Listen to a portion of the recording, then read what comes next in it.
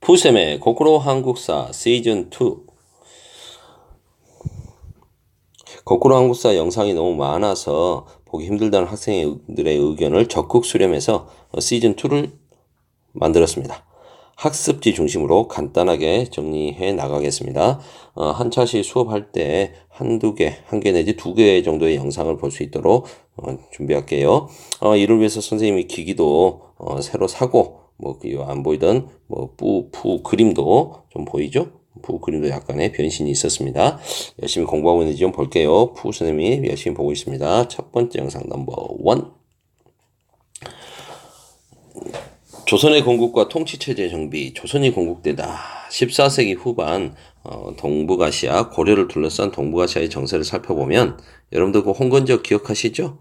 우리나라의 공민왕 때 여러 차례 쳐들어왔던 그 홍건적들이 실은 붉은 두건을 쓴 도적이라는 뜻이지만 이들이 몽골에게 저항했던 바로 한족 세력이었다는 거, 한족 농민 반란 세력이라고 볼 수가 있겠습니다. 그 우두머리 중에 한 명이었던 주원장이라고 하는 사람이 명나라를 세워서 중원을 차지하게 됩니다. 그리고 중국을 지배하고 있었던 몽골 원나라는 이제 몽골 고원으로 쫓겨나게 되죠. 아직 완전히 망한 건 아니고요.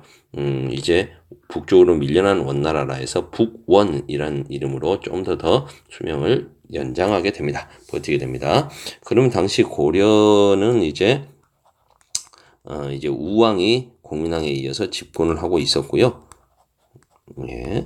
명나라는 이제 고려에 대해서도 이제 좀 영향력을 행사하려고 합니다. 그래서 공민왕 때 우리가 무력으로 회복했던 쌍성 총관부 기억하시죠? 천령 이북당 이곳에다가 천령위를 설치해서 자신들이 통치하겠다고 고려에 통보하게 됩니다. 고려에서는 당시 우왕의 장인이자 권력자였던 최영이 우왕과 함께 이 기회에 아예 죽이는커녕 우리가 더 뺏어버리자. 그래서 요동정벌을 추진하게 됩니다. 요동정벌군을 이끌고 출발했던 조민수와 이성계는 압록강 중류의 위화도라고 하는 곳에서 유턴해버리죠. 위화도 회군을 단행하게 됩니다. 위화도 회군을 단행해서 이제 최영을 제거하고 우왕을 폐위시키고 창왕을 옹립하면서 정치적 실권을 장악하게 되는 거죠. 하지만 우왕이 공민왕의 진짜 자식이 아니다. 이게 신돈의 자식이다. 라는 이런 누명을 씌워서 그의 아드님이었던 창왕까지 폐위시키고 그리고 진짜 왕족을 세워야 된다. 라면서 고려의 마지막 임금 공양왕을 세우게 됩니다. 이때까지는 이성계와 신진 사대부 세력들이 한 몸이라고 할 수가 있겠죠. 이렇게 돼서 고려를 개혁하겠다라는 명분을 내세웠으나 이제 슬슬 본색을 드러내게 됩니다. 신진 사대부들이 둘로 갈라지게 되는 거죠. 신진 사대부의 다수 세력은요. 이색과 정도전 등 온건파입니다. 이들은 고려라는 틀 안에 이제 틀을 그대로 유지한 상태로 점진적인 개혁을 원했던 세력들이었고, 정도전, 정조준과 같은 세력들은 이제 새로운 나라, 역성혁명, 성을 갈아서 새로운 나라를 만들자, 왕을 갈자는 거죠. 왕의 성씨를. 이런 역성혁명을 주장하며 이제 이들이 온건파 사대부들과의 경쟁에서 승리하고 조선을 세우게 되는 겁니다. 조선을 세운 사람, 조선의 태조 임금은 이성계입니다. 이성계는 고조선을 계승한다는 의미로 나라 이름을 조선이라고 하고요. 수도를 한양으로 옮기게 됩니다. 한양은 고려시대부터 남경이라고 해서 굉장히 길지로 불렸던 곳이지 않습니까? 이 모든 것을 설계하고 추진했던 사람은 바로 그의 오른팔 정도전입니다. 정도전은 삼봉 정도전, 재상 중심의 정치 운영을 강조했고요. 임금은 쉽게 바꿀 수 없다. 반면에 재상은 신하들은 바꾸기가 편리하니까 임금은 좀 못하면 쫓아낼 수는 없지 않느냐. 하지만 신하는 얼마든지 갈 수 있다. 그래서 똑똑한 신하 한 명이 중심이 돼서 나라를 임금을 잘 보필하면서 나라를 다스리면 된다라는 입장이었습니다. 이런 걸 총재론이라고 합니다. 총재상이 나라를 다스린다는 거죠. 민봉과 덕치에 기반한 성리학의 나라를 만들고 싶어 했던 정도전. 실제로 이제 그런 식으로 체제를 정비해 갑니다.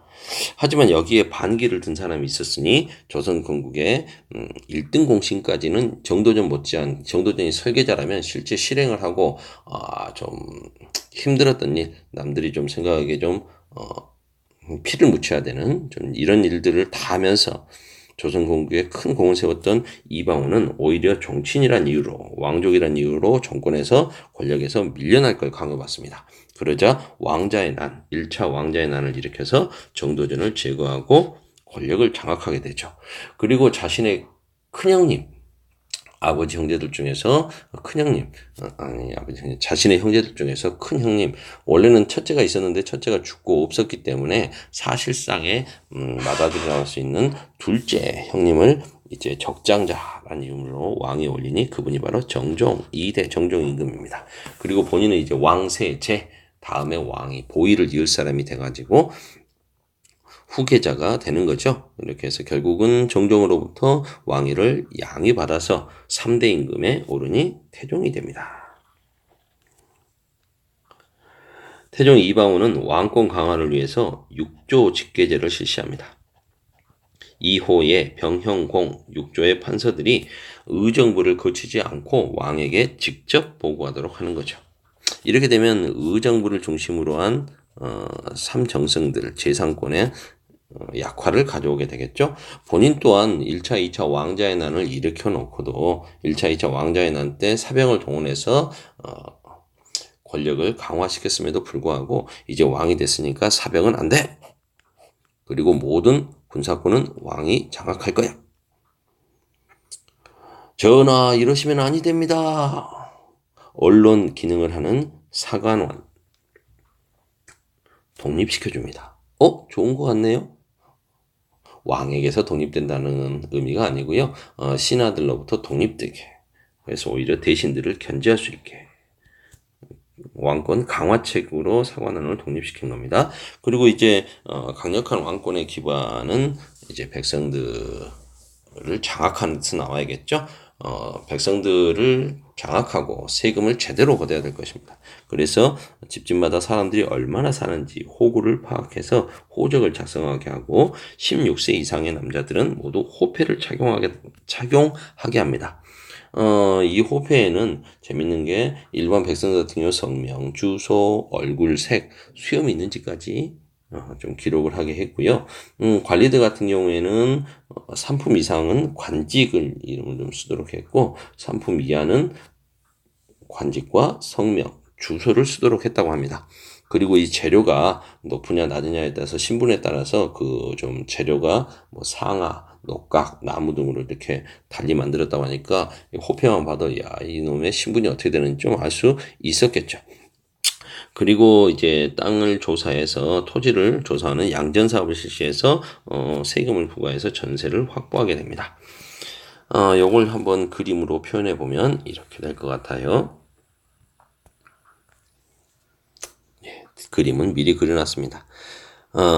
태조 이성계가 나라를 세웠으나 실제 이 나라의 브레인 역할을 하는 사람은 그의 오른팔 정도전입니다. 정도전은 왕은 상징적인 존재로 놓고 아까 말씀드렸듯이 그 밑에 똑똑한 재상, 이 똑똑한 재상이 이제 바로 총재상이 되는 거죠. 총재가 여러 신하들을 다스리면서 민봉과 덕치에 기반한 성리학의 나라를 만들려고 했습니다. 물론 이런 신하 중에서 이 총재상은 당연히 자신이어야겠죠. 이러한 정도전의 정치는 왕권과 신권의 조화를 강조한 약간 신권이 더 강조된 그러한 모습이라면 이게 반발했던 이제 이방원 왕자의 난으로 정도전을 제거하고 형으로부터 권력을 넘겨받아서 사실상 후에 3대 임금 태종이 되시죠. 태종 이방원의 경우에는 그게 아니라 이제 왕권을 강화하는 정책을 펼칩니다. 왕 밑에 의정부의 3정승들이 있고 그들이 이제 육조 판서들을 신하들을 관리해야 되는데 이 사람은 그렇게 하지 않겠다는 거죠. 네가 뭔데? 나가. 내가 직접 통치할 거야. 저는요. 의정부의 권한을 약화시키고 왕권을 강화시켰던 임금. 10분이 넘었네. 오늘은 여기까지 하겠습니다. 여러분들 요거 한 가지 가끔 이제 그림이든 활동해 보면 이런 게 나올 거예요. 녹색 하트. 이 녹색 하트는